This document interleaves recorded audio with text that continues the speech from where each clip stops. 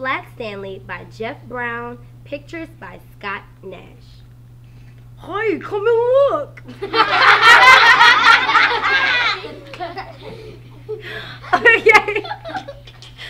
Just kidding, you have to have fun in 3rd grade. Just kidding, here we go. FlatStanley by Jeff Brown, pictures by Scott Nash.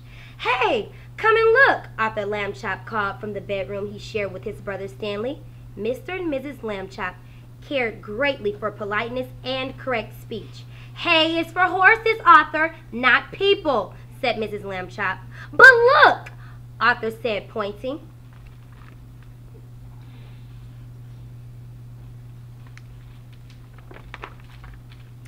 Across Stanley's bed lay the enormous bulletin board.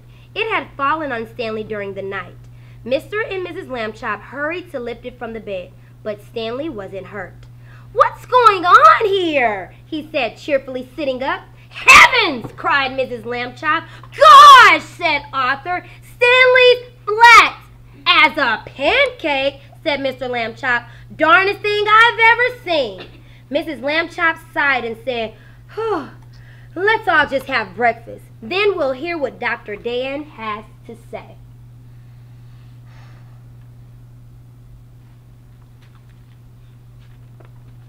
In his office, Dr. Dan examined Stanley. How do you feel? He asked. I felt sort of tickly after I got up, Stanley said, but I feel fine now. Well, that's mostly how it is with these cases, said Dr. Dan. The nurses took Stanley's measurement.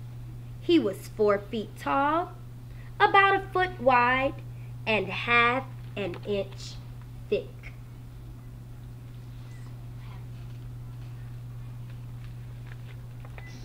Being flat could be fun. Stanley enjoyed going in and out of rooms by sliding through the crack at the bottom of the door. Arthur tried it too, but he just banged his head.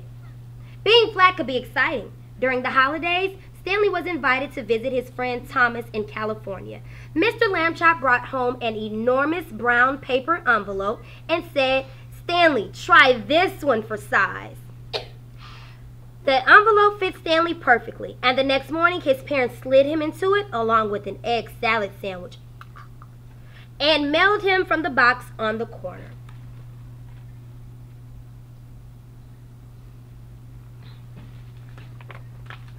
Stanley had a fine time in California. Thomas's family returned him in a beautiful white envelope they had made themselves. They marked it airmail and wrote valuable and this end up on both sides. In the park one Sunday afternoon, Stanley and Arthur watched some boys flying big kites. Someday, Arthur said, I would like to have a big kite like that. You can fly me, Arthur, Stanley said. Come on. He gave Arthur a spool of string and attached himself to the string. Then he ran across the grass to catch the wind. Up, up, and up went Stanley. Arthur let out all the string, and Stanley soared high above the trees, and everyone stood still to watch.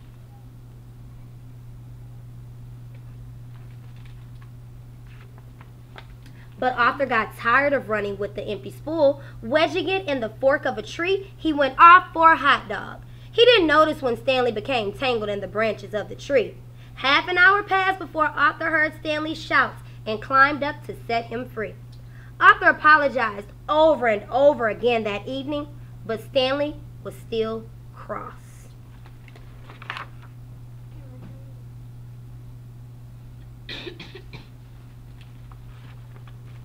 The next morning, Mr. Lambchop and Stanley met their neighbor, Mr. O.J. Dart, the director of the famous Museum of Art.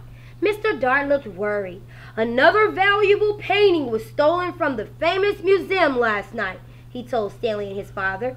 The police suspect a gang of thieves. They work at night by sneakery, which makes them very difficult to catch. Stanley had an idea. He explained it to Mr. Dart. Excellent, said Mr. Dart. We'll try that plan out tonight.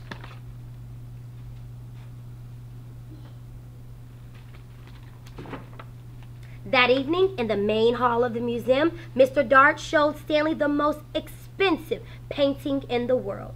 Next to it was an empty picture frame. "And now, Stanley," said Mr. Dart, "it's time for your disguise." Stanley showed Mr. Dart the disguise he had brought. "This is a really good one. My cowboy hat and a red bandana." "I'm sorry," Mr. Dart said, "but we don't have cowboy pictures here. You must wear the disguise I have chosen." Stanley could hardly speak when he saw Mr. Dart's disguise. "I'll look like a girl," he protested, but Stanley was a good sport, so he put it on.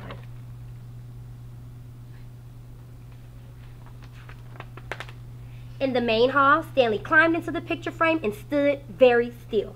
"Very nice," said Mr. Dart, and went off to arrange the rest of their plan. Now Stanley was alone. The hall was very dark, but enough moonlight came through the windows for him to see the world's most expensive painting. "Maybe the sneak thieves won't come," he thought. Then, creak! A glow of yellow light shone suddenly in the center of the hall. A trapdoor had opened in the floor. The sneak thieves, carrying lanterns, came up into the hall.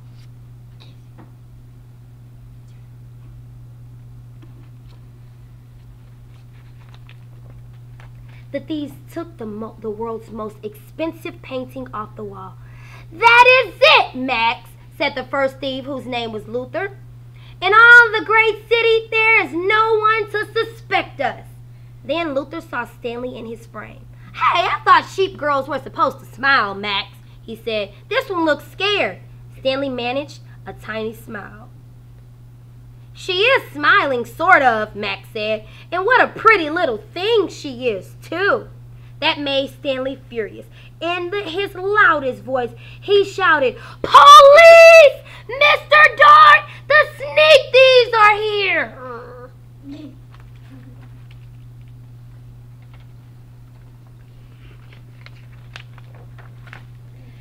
"Max," Luther whispered, "I think I heard the sheep girl yell." "Oh boy, yelling pictures. We both need a rest," Max whispered back. "You'll get a rest, all right," shouted Mr. Dart, rushing in with lots of policemen. "You'll get arrested, that's what." The sneak thieves were quickly handcuffed and led away to jail. The next morning, Stanley Lambchop got a medal from the chief of police. The day after, his picture was all in the newspapers. For a while, Stanley was famous. People would point him out and whisper, "Over there, Agnes Stanley Lambchop, the one who caught those museum robbers," and things like that. But then people began to make fun of him. "Hi, super skinny," they would call. Rude fish. Late one night, Arthur woke to the sound of Stanley crying. "What's wrong?" he said. Stanley sighed.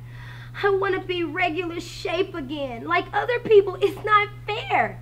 "You're brave," Arthur said. "You really are." And then Arthur had an idea. He turned on the light and ran to the big toy box in the corner. He tossed aside the toy soldiers, airplanes, and boat models. "Got it," he said, holding up an old bicycle pump.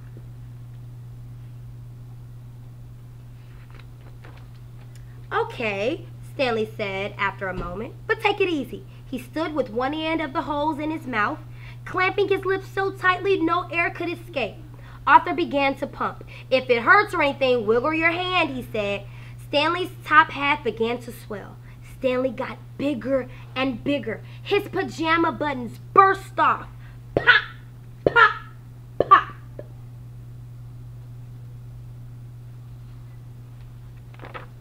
Soon, he was all rounded out except for his right foot. He shook his foot twice, and it swelled to match the other one. There stood Stanley Lambchop as if he had never been flat at all. "Thank you, Arthur," Stanley said. "Thank you very much." Mr. and Mrs. Lambchop came in to see what the boys were up to so late at night. "George," said Mrs. Lambchop, "Stanley's around again." "I'm the one who did it," Arthur said. "I blew him up." Mrs. Lambchop made hot chocolate to celebrate, and several toasts were drunk to Arthur for his cleverness. When the little party was over, Mr. and Mrs. Lambchop tucked the brothers back into bed and turned out the light. "Good night," they said. "Good night," said Stanley and Arthur. Very soon, all the Lambchops were asleep. Thank you.